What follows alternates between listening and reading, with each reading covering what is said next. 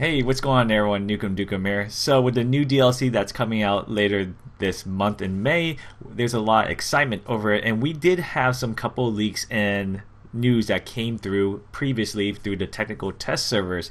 Now, just to let you know, all these changes or possible changes are not final and may not make it into the game. So with all this information, it's a little wrap up of what we can expect upcoming patch. This will include upcoming new operators, their skills, elite skins, the map, and changes to the current meta. Keep in mind, I already talked about and uploaded information about these possible changes and all the news and leaks, but it's been a couple weeks and a little refresher course in case you guys missed anything. I'll put it all here so it's in one nice package for you guys. Let's first start off of what we know are actually going to be implemented into the game. First, it's going to be one-step matchmaking. What this means is the game will find 10 players at once and put them together instead of having a team of 5 wait in the lobby and match with another team of 5 of equal skills. Now, during this time, you can actually look at your operators, make changes to the system, but keep in mind you cannot use your shop during this time, or from technical test servers, that was not an option. When the game has matched you with 10 other players, it instantly pulls you into the whole game lobby. It doesn't give you an option to click ready similar to Counter-Strike. This is what the new lobby looks like. Some other changes is you can see that the attacker and defender are separated by sides and no longer separated by the unit they belong to. During the selection screen, you notice that it's more of a rectangle look to it. This is probably to add more operators down future where it does not feel cluttered into a small box on the left. Another thing that's being implemented in the game is alpha packs. These are loot system where after you play a game, you may be rewarded with a pack.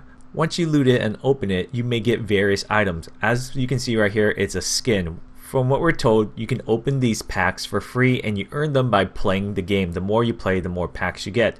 Now they all have different rarities to the item.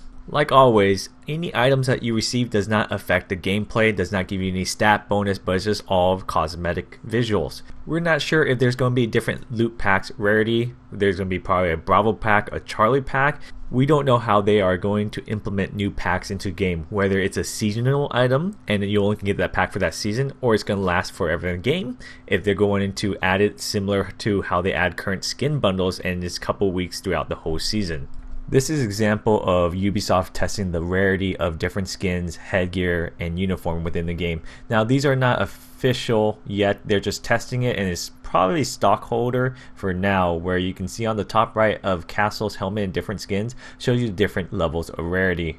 Another major change that's going to be implemented in the game is hitbox fixes, where operators' hitboxes are actually going to be just to the head. Now each operator will have a different size hitbox. So for example, Blitz, Jaeger, their earmuffs are no longer part of the head, same as the visor.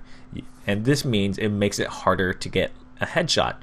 Now this would require more skill and more precision to actually headshot someone in the game. This is a good thing overall, which increases a person's skill. This will affect everyone on all platforms, but however, I think console will have a harder time to hit headshots because the head hitbox is smaller and the precision of console controller is not as precise as mouse and keyboard. Another major possible change in the game, this is something Ubisoft is testing out, but it's just to see how players react and see how the game would work if they made this change. So it's all in testing based on this technical test server footage. So defenders are able to run out and they will no longer have that tint on the screen where it makes it harder to see and less visibility. Now this is a controversial topic where some players think that defenders should not be able to run inside and they have to stay inside around the building that they're protecting. Some other people see it as a tactical skill or advantage by being able to jump out with possible flanking. Now some people are supportive of this and some people may be against it. It's a controversial topic and I want to know what you guys think. Should defenders be able see, or they should be at a disadvantage when they jump out since they're meant to defend inside? As of now, statistically, defenders win more games than attackers based on the overall stats that Ubisoft has provided or the developer team insight on it. I started brainstorming this with Icy Cat a little bit, and he suggested the idea of what if defenders get instant detection once they're outside and there's no longer that 2-second delay. And I think that's actually a good idea where it's fair, where a defender doesn't have that advantage where they jump outside or go outside and they have that 2 seconds to get back inside or kill the other player that's not looking for them. Let me know what you guys think below. And here you can see at the end of a match, you can choose to play with your current team or find a new team. However, in the technical test servers, when you do not pick either option, the game puts you back to lobby assuming you're AFK. Now this is a good change where if you like the group you're playing with, you can keep playing with them, or you need a new group of players where your dynamic didn't gel, and this gives you that option. I'm not sure how I feel about the default where it kind of kicks you out back to the loading screen if you do not pick a choice. I think it should keep you in your current team that you're in. Let's go ahead and jump into leaks. Now these are not finals and they're subject to change on the official launch day and patches later, but this is what we found through the data mining technical test server. This first leak was found on the technical test server of the map Theme Park. People were editing their map preferences in the technical test servers and Ubisoft didn't take this out, so we have a 99% certainty that the new map is theme park related. Now Hong Kong does have several theme parks, so let me know what you guys think about that. The first signs we had the leaks of operator is through data mining through the files of technical test servers of Calthrop and Dazzler. We don't know if these are the actual names of the new operators because in the past Ubisoft has used code names for their operators, as we found in Echo Habana. We found it was Venom and something else. We know these are the Hong Kong operators because you see it says CHRSDU, and the Special Forces of Hong Kong is Special Duty Unit, so this is pretty legit. Through data mining, we found more information of the new operators, gadgets, and abilities. Now we see Dazzler here has a frag grenade. Now this is not official and Ubisoft may change it before they announce the operator, but as of now, the current operator has frag grenades. Let's take a look at Calthrop. You can see the ability is some type of a mine. Now we don't know how many mines Calthrop has, but you can see it can be deployed and it may be cloaking similar to an Echo drone. We don't know officially, but this is something that we can think about, and there's a proximity detector similar to a Capcan and other devices where it's proximity based to trigger.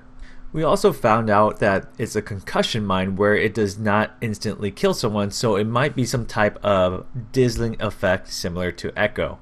Above that you see cluster mine, so there are possibly two different mines and two different gadgets, or different operator has a different ability. One might be a cluster mine and one might be concussion mine, or one operator may have both.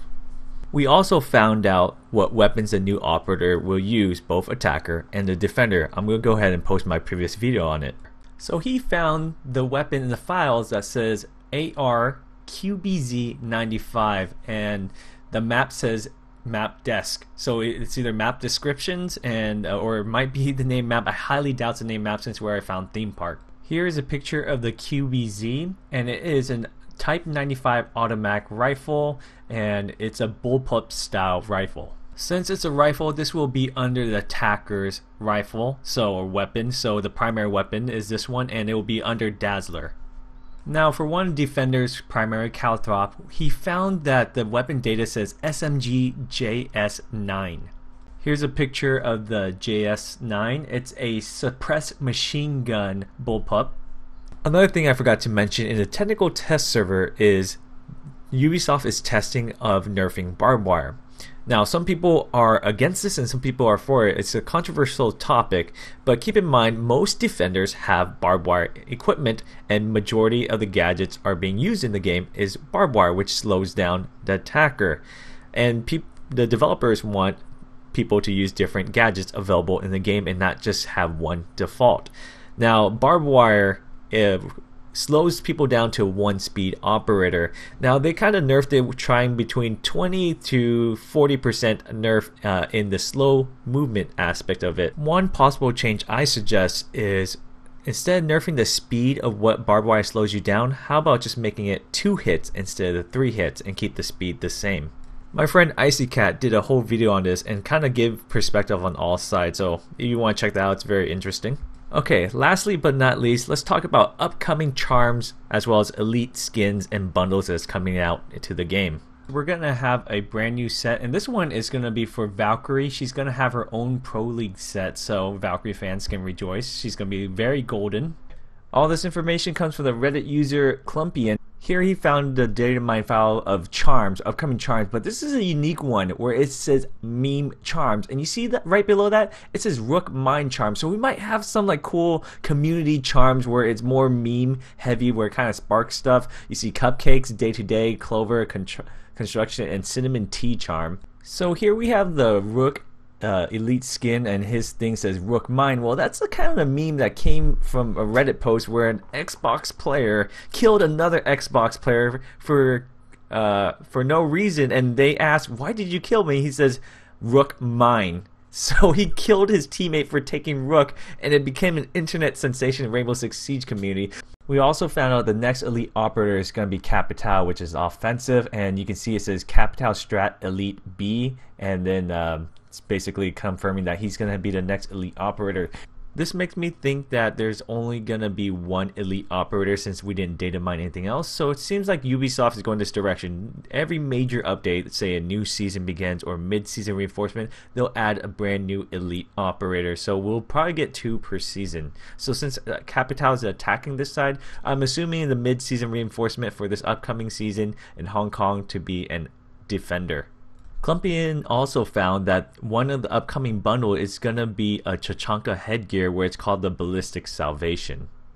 And then lastly, Mute is going to get a reptile bundle. Alright, ladies and gentlemen, that's all for me. Thank you so much for watching. And if you guys enjoyed my coverage of this, feel free to hit that subscribe, the like, and then the bell button notifies you of all new Rainbow Six Siege video I post, so it's all the latest information of the upcoming stuff in the game. And let me know what you guys think in the comments. You like some of these changes, you don't like? I'm kind of curious of how you guys would change some of the stuff that Ubisoft is looking at. And I am giving away some items. If you guys want a $50 gift card or a Nintendo Switch with Zelda, that's in the description as well. I just started a new vlog channel or vlog channel where you guys can see what my normal life looks like outside of just gaming, and you can see how it is as a YouTuber and my mindset and different side of things. I think it's really cool, and it's a little more personal relationship with me that you guys get to see, and I hope you guys enjoy. So feel free to share this video if you guys want some brownie points. If not, no worries. I'll see you guys later. Thank you. Have a good day.